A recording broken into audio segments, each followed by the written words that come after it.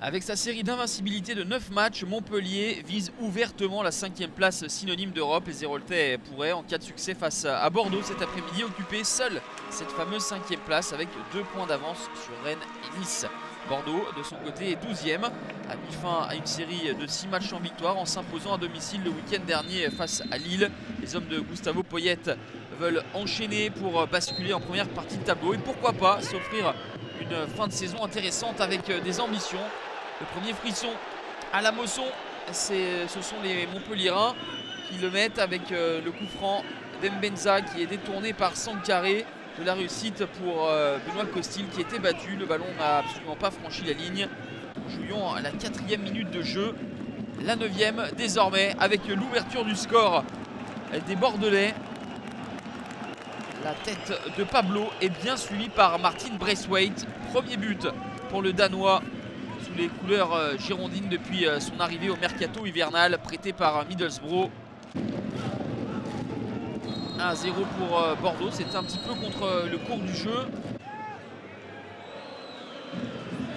Les joueurs de Laurent Nicolin sont donc menés à la pause par des Girondins qui ont trouvé la faille sur leur première opportunité. Une première période qui s'est disputée sur un faux rythme.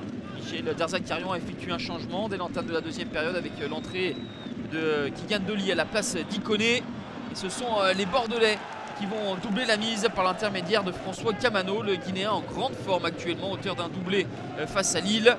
Il trouve le petit filet de Benjamin Lecomte pour marquer son 6e but de la saison et égaler son meilleur total en championnat.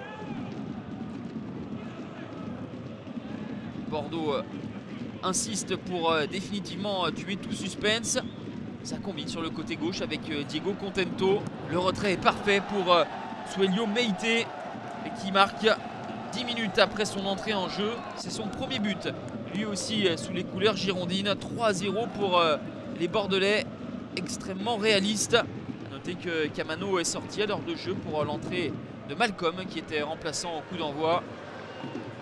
Montpellier va finir par réduire l'écart et de quelle manière? Par cette frappe imparable, impeccable d'Ilyes Skiri. Il est coutumier du fait des frappes en dehors de la surface de réparation. Ilyes Skiri, son 4e but à la 88e minute. Le score n'est plus que de 3-1, d'autant que les Montpelliérains vont avoir une opportunité de revenir à 3-2. La faute sur Pollan selon Monsieur Abed. C'est un penalty pour les Montpelliérains. Camara face à Costil. Superbe intervention de Benoît Costil qui fait face aux Sénégalais. On va en rester là.